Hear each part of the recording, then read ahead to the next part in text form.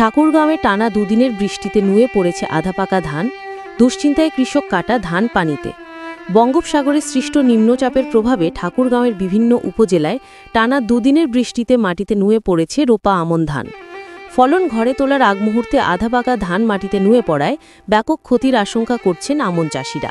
এ বৃষ্টিপাতে আলুর ক্ষেত, ধানের ক্ষেত ও সবজির ক্ষেতে পানি জমে গেছে। কোথাও কোথাও মাঠের পাকা ধান হেলে পড়েছে, গড়াগড়ি খাচ্ছে পানিতে। অনেক জায়গায় কৃষক আগাম জাতের আমন ধান কেটে রাখে শুকানোর জন্য।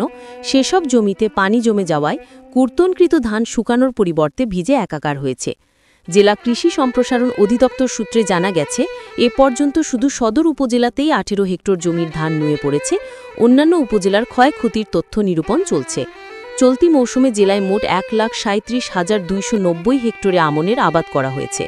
আজ শুক্রবার ঠাকুরগাঁও সদর রুহিয়া থানা বিভিন্ন ইউনিয়নে আমনের মাঠে গিয়ে দেখা গেছে, হলুদ হয়ে আসা ধানের ক্ষেতগুলো মাটিতে মিশে রয়েছে। বিঘার পর বিঘা জমির ধান শুয়ে পড়ায় ফলন ও গুণগত মান নষ্ট হবার আশঙ্কায় রয়েছেন কৃষকেরা।